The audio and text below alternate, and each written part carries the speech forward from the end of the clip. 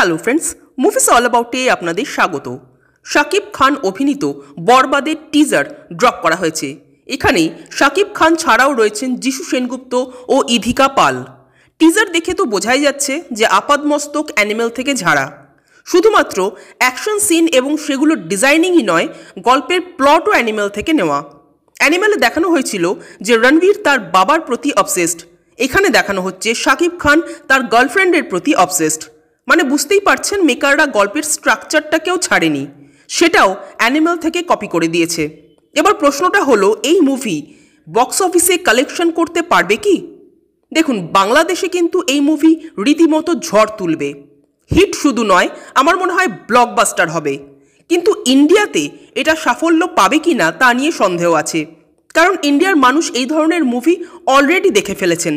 মানে আমি বলছি না যে বাংলাদেশের মানুষরা দেখেননি, কিন্তু ইন্ডিয়ার মার্কেটকে ক্যাপচার করা একটু টাফ।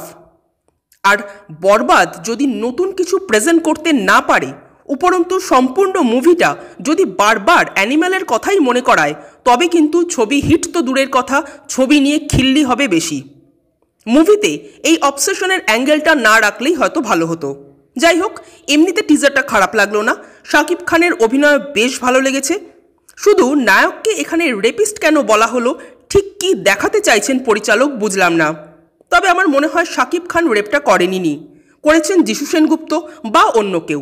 কিন্তু দোষ চাপিয়ে দেওয়া হচ্ছে শাকিব খানের ওপর, কারণ কারো প্রতি অবসেসড মানুষরা কিন্তু খুব শর্ট টেম্পার্ড হন, ফলে তাদের উপর অনেক দোষ চাপিয়ে দেওয়া যায়, যেটা এখানে শাকিব খানকে দেখানো হচ্ছে।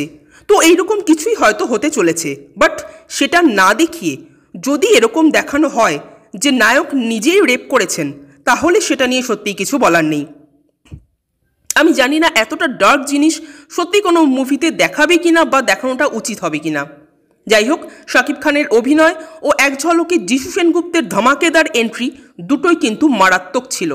আপনাদের টিজারটা কেমন লেগেছে কমেন্ট করে জানাবেন। আর আমাদের ভিডিও ভালো লেগে থাকলে প্লিজ লাইক, শেয়ার ও সাবস্ক্রাইব করতে ভুলবেন না। Thank you.